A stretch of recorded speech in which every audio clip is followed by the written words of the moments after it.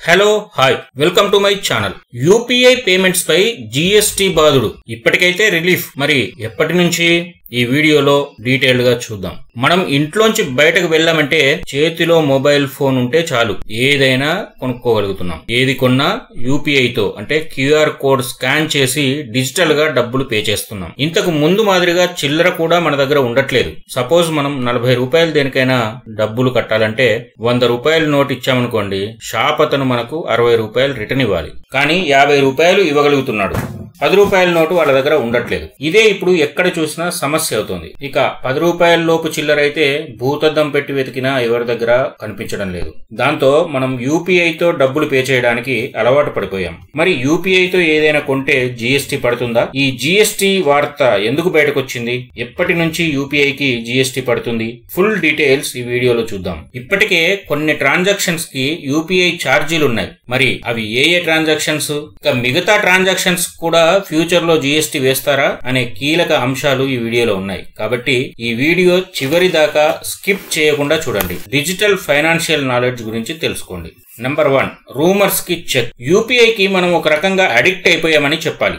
జేబులో ఒకవేళ డబ్బులున్నా యూపీఐతోనే పే చేస్తున్నాం. ఎందుకంటే అత్యవసరమైతే డబ్బులు పనికొస్తాయని. అయితే ఉన్నట్టుండి ఓ వార్త సోషల్ మీడియాలో వైరల్ అయింది. 2000 కంటే ఎక్కువ యూపీఐ ద్వారా పేమెంట్ చేస్తే 18% జీఎస్టీ పడుతుందన్నది ఆ వార్త. ఈ ప్రచారం ఉదయం మొదలైతే మధ్యాహ్నానికి అంతటా అల్లకల్లోలమైంది. ఇది గమనించిన కేంద్ర ఆర్థిక మంత్రిత్వ శాఖ క్లారిటీ ఇచ్చింది. ఇది తప్పుడు వార్త అని, యూపీఐ పేమెంట్స్ కు జీఎస్టీ పడుతుందన్నది పూర్తిగా మిస్ఇన్ఫర్మేషన్ అని ప్రకటించింది. ఈ ప్రచారానికి సంబంధించి రియల్ ఎగ్జాంపుల్ చూద్దాం. కస్టమర్లు చాలా భయపడిపోయారని హైదరాబాద్ లోని బేకరీ ఓనర్ శ్రీనివాస్ చెప్పారు. తమ జేబుల్లో దాచుకున్న డబ్బులు పే చేశారట. గవర్నమెంట్ క్లారిటీ ఇచ్చిన తర్వాత పరిస్థితి మళ్లీ నార్మల్ అయ్యిందని శ్రీనివాస్ చెప్పారు. నెంబర్ 2, సోషల్ మీడియాలో రూమర్స్, ప్రజల్లో కన్ఫ్యూజన్. ఉన్నట్టుండి ఒక్కసారిగా యూపీఐకి జీఎస్టీ అనే ప్రచారం వైరల్ కావడంతో ఇటు కస్టమర్లు అటు బిజినెస్ మెన్లు కూడా తీవ్ర గందరగోళంలో పడిపోయారు. కొన్ని షాపులైతే యూపీఐ పేమెంట్స్ ఆపేశాయి. రియల్ లైఫ్ ఎగ్జాంపుల్ గా కర్నూలులోను ఓ చిన్న జ్యూస్ సెంటర్ లో చూస్తే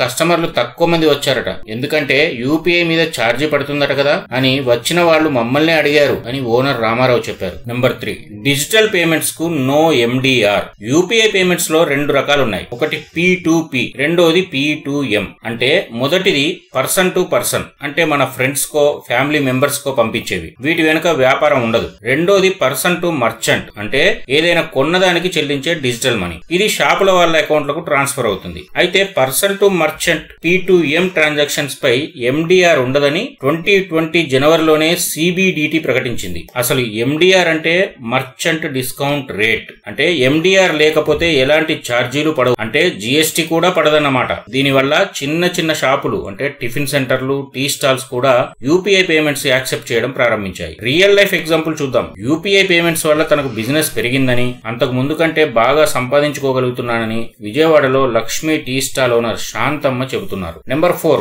మినహాయింపుల వల్ల జీఎస్టీ లేదు, ఎగ్జంప్షన్స్ వల్ల జీఎస్టీ లేదు. ఇప్పటికైతే ప్రీపెయిడ్ వ్యాలిడ్ ట్రాన్సాక్షన్స్ కు తప్ప bank to bank UPI transactions కు ఎలాంటి జీఎస్టీ లేదు. అంతేకాకుండా ఎండిఆర్ లేకపోవడం వల్ల చిన్న బిజినెస్ మెన్స్ కూడా ఇది అనుకూలం. ఉదాహరణ చూద్దాం. జీఎస్టీ అస్సలు పడదని కన్ఫర్మ్ చేసుకున్నాకే క్యూఆర్ కోడ్ పెట్టి పేమెంట్స్ యాక్సెప్ట్ చేస్తున్నానని గుంటూరులో ఓ బుక్ షాప్ ఓనర్ రవి చెప్పాడు. నెంబర్ 5, ట్రాన్సాక్షన్స్ లిమిట్ ఎవరికి ఎంత?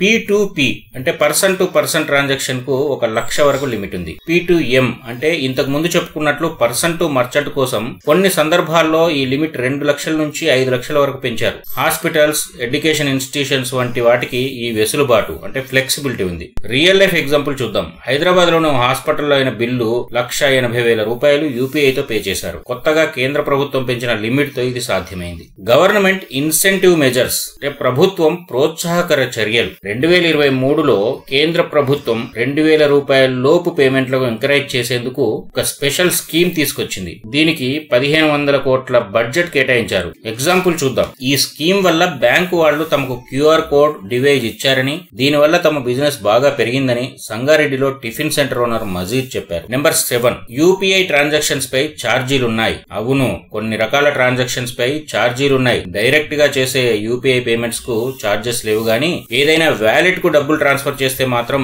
ఛార్జీలు పడతాయి. అంటే Paytm wallet, Amazon Pay, PhonePe wallet లేదా క్రెడిట్ కార్డ్ తో యూపీఐ పేమెంట్స్ చేస్తే 1.1% వరకు సర్వీస్ ఛార్జీలు పడతాయి. ఇక్కడే జీఎస్టీ అప్లై అవుతుంది. అంటే ఆ ఛార్జీపై 18% జీఎస్టీ పడుతుంది. అయితే ఇది కొంతమందికి మాత్రమే ఎఫెక్ట్ అవుతుంది. రియల్ లైఫ్ ఎగ్జాంపుల్ చూస్తే హైదరాబాద్ లో సందీప్ అనే స్టూడెంట్ పేటిఎం వ్యాలెట్ ద్వారా ఫీజు కట్టినప్పుడు 11 రూపాయలు ఛార్జీ పడింది. దీని వాల్యూ చిన్నదే, కానీ మనకు అవేర్నెస్ అవసరం. నెంబర్ 8, భవిష్యత్తులో జీఎస్టీ అవకాశం. ఫ్యూచర్ లో జీఎస్టీ పాసిబిలిటీ. ఇప్పటికైతే జీఎస్టీ లేదు, కానీ ఆర్థికవేత్తల అబ్జర్వేషన్ ప్రకారం ఫ్యూచర్ లో హై వాల్యూ ట్రాన్సాక్షన్ పై 0.5% నుంచి 2% వరకు ఛార్జీలు విధించే అవకాశం ఉందని చెబుతున్నారు. ఒకవేళ ఇదే గనక జరిగితే ఎక్కువ వాల్యూ ఉన్న పేమెంట్స్ కు, అంటే బిల్డర్స్, గోల్డ్ షాప్స్ వంటి బిజినెస్ పై మాత్రం ఎఫెక్ట్ చూపించే అవకాశం ఖచ్చితంగా ఉంది. అయితే ఇప్పటికైతే ప్రభుత్వం ఇలాంటి ప్రచారంపై ఎలాంటి అనౌన్స్మెంట్ చేయలేదు. Number 9, 3 స్కాన్లు 6 payments, digital boom. ఈ ప్రచారం ఇలా ఉన్నప్పటికీ ఇప్పటికైతే యూపీఐ ట్రాన్సాక్షన్స్ 3 స్కాన్లు 6 పేమెంట్స్ గా కొనసాగుతోంది.